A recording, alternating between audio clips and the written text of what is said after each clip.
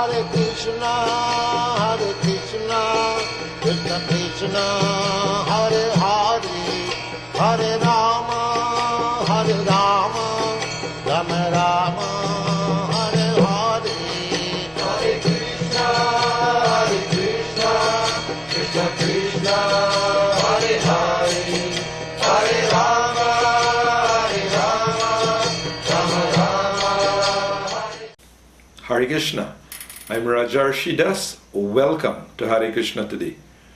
On today's program, we're continuing our study, the subject matter of qualification of the requirements for spiritual initiation. So the last subject matter we've been dealing with is the subject matter of Krishna, and we're dealing with the point, what is the ultimate goal of life. Previously, we established that there are two basic goals in life. One, prayers aspiring for the immediate necessities of life for material well-being. Pravriti marg, or the path of bodily enjoyment in this world. Then the path of nivriti marg, or negation, renunciation. Let us look at some reference from Manu Samhita. Pravritir esha bhutanam nivritish mahaphalam. Everyone in material life is attracted to furthering the way of attachment, pravriti marg, but the greatest treasure is to be gained by following the path of detachment, nivriti marg, detachment. Now this is a subject matter that actually scares people. When we talk about detachment from this world, people have a preconceived idea that it is going to deprive me of what I consider to be my security and my enjoyment and my desired goal. But quite the contrary. We're actually trapped. We're imprisoned in this world, and despite the evils of birth, disease, old age, and death repeatedly, and the threefold miseries caused by our own body and mind, miseries caused by other living beings, miseries caused by natural disturbances, under the spell of Maya or illusion, a deluded soul is not willing to give up his attachment to this world and aspire for the spiritual realm. This is the power of Maya or illusion. So before we continue dealing with a series of verses establishing the purpose of the human form of life, I would like to answer one question that was asked of me recently. It's related to the subject matter. And that question is, what's wrong if we just do what we have to do in this world and live our life peacefully in this world? Why is it that we have to be turning to some God and aspiring to go somewhere else? Now that question exposes the fundamental flaw, the basis of our being in this world. The basic idea is I don't want to be accountable. I don't want to have to submit to any God, any authority. I want to be independent. Little do we know, that's the very reason, that's the very cause of us being in this material world. It is a prison house. We don't get that message clear. That we are actually situated in a prison house. Now trying or not wanting to be accountable. Think about it. That's like you brought up by your parents, but then due to some whimsical nature, you misbehaved. You become a criminal. And because of your criminal activity, you become imprisoned. You're confined in prison. Now the parents, you were their child, and they don't like that their child is miserable in prison, not enjoying what he's entitled to.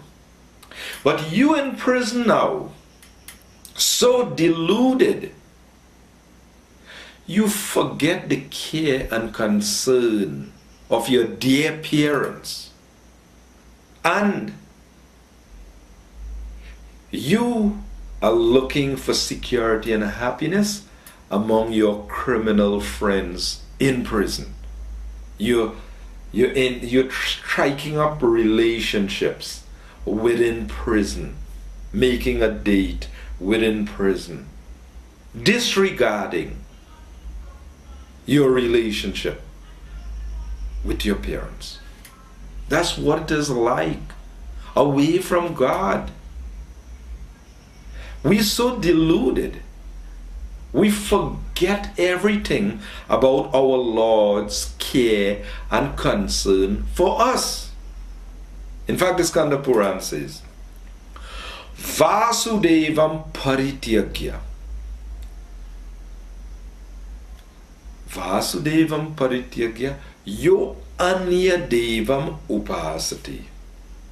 Swamataram Parityagya Swapachim Vandatehi Saha. The souls who was given up, Vasudev, Krishna, the all-powerful, the all-attractive, the shelter, the souls that have given him up. And yo anya devam upasati. And we have taken shelter in this world. The agency of Maya. Maya has many agents, whether in the form of gods or whatever representation in this world.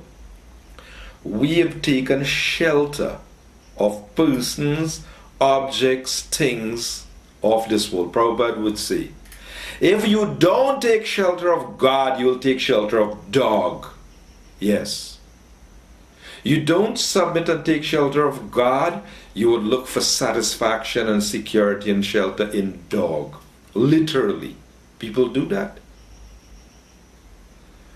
It is such a dangerous thing to be under the spell of Maya or illusion. Despite the fact they're harsh. Think about the traumatic experience we go through when we have to be separated from near and dear ones of this world. Now all this is a setup by Maya. These are all false relationships. Who is your real mother and real father and brother and sister and friend in this world? Krishna is our real everything. In this world, Maya is just setting us up. Punarapi jananam, punarapi maranam, jatare shayanam, taking birth, establishing all kinds of relationships. And then the punishment of having to be ripped apart. Apart from all the other miseries in life, we have to be taken apart. But then, again, Jatare Shayana, put into the womb of a mother again, and then another spell of illusion. So the candidate for liberation is not a casual and foolish person who has his navel string buried in this world. No. Jigyasu means seriously inquisitive. Sadhaka means one who is willing to adopt discipline for perfection.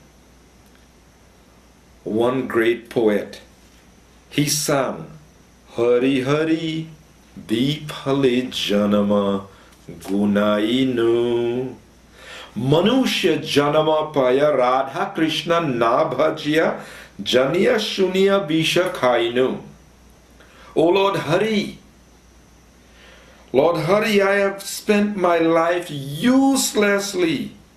Although I have obtained a human birth, I have refused to worship Radha and Krishna. And in this way, I have knowingly drunk poison.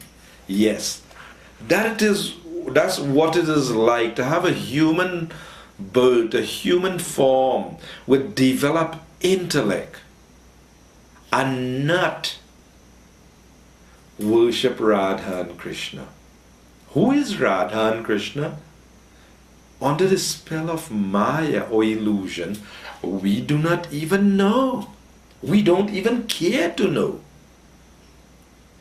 And we claim that we want pleasure. But the reservoir of all pleasure, we are not willing.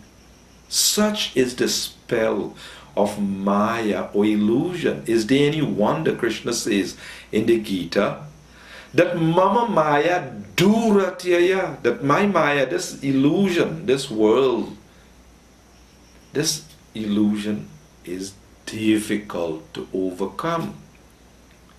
Mameva ye prapadyante mayamitam tarantite. But one who surrenders unto me can easily cross beyond it. This Krishna consciousness movement is promoting, is propagating the ultimate goal of life, which is to get out of this miserable material world and go back home to the eternal world, the kingdom of God. That is the purpose of the Krishna consciousness movement. So, there are a lot of people who don't want this knowledge to be prevalent because they'll feel guilty, they'll feel bad, because they don't want to give up their attraction and their attachment to this world. They would prefer to close their eyes and go down, merrily down the stream, plunging down into millions of species, lower species of life. Dangerous business. And our dear Father, He comes to this world. Fine. He also sends His representatives repeatedly. He's present within our heart. He's just waiting on us. When would we turn to Him? We've discussed that analogy of two birds, two friendly birds sitting on a tree. So, they're friends, but one friend is enamored, he is attracted to the fruits of this tree, and he's just trying to enjoy the fruits of the tree. And he has turned away from his dear friend who is just waiting on him. When would you turn to me So Srila Prabhupada said, forgetfulness of this relationship is the cause of our bondage and this repeated cycle of birth and death. Forgetfulness of this relationship. So this Krishna consciousness movement all over the world is trying to awaken in people that urgency that, look, you have a human form, and the human form is meant to get out. Previously we covered verses from Brihad Aranyak Upanishad. Asatoma, Sadgama, this world is asat. It's temporary, it's miserable. Get out. We entitled to eternal pleasure in the eternal world. So let us continue looking at some more verses describing the purpose of the human form of life. Previously, we discussed beautiful verses. Labdhva sudurlabhamidam bahusambhavante. After many, many births and deaths, one achieved a rare human form of life, which, although temporary, affords one the opportunity to attain the highest perfection. Thus, a sober human being should immediately endeavor for the ultimate perfection in life and not fall down into the repeated cycle of birth and death. After all, sense gratification is available even in the most abominable species of life, whereas Krishna consciousness is only possible for a human being. This is from the 11th canto of the Srimad Bhagavatam. We also covered a very wonderful verse from the Brahma Vaivarta Puran. Ashitim chaturas chaiva lakshangstan jiva jatishu. One attains the human form of life after transmigrating through 8,400,000 species by the process of gradual evolution. That form, that human life is spoiled for those conceited fools who do not take shelter of the lotus feet of Govinda. Varakana manashritya Govinda charanadvayam. Such beautiful Sanskrit verse. So, of course, we started with Prahlad saying, Nate vidu swarta gatim hi Vishnu. That anybody who don't know that the swarta gatim, or the ultimate goal of life, is to go back to Vishnu, go back to Vaikuntha. Anybody who don't know that, and instead they think Bahir Artha, some gain in this world, Bahir Artha. Bahir means this external, Bahiranga Maya, this Bahiranga Shakti, this material energy. So anybody who thinks like that my interest, my best interest is in this world, that person is described as andha, as blind.